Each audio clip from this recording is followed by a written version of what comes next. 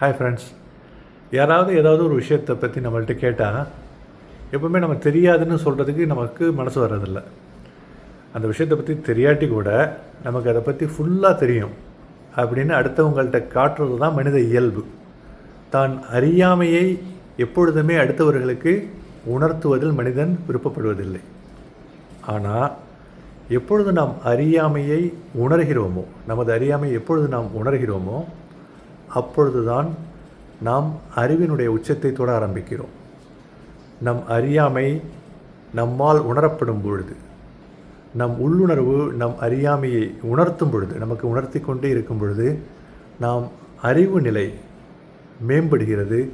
நாம் அறிவில் மேன்மை நிலையை தொட ஆரம்பிக்கின்றோம்.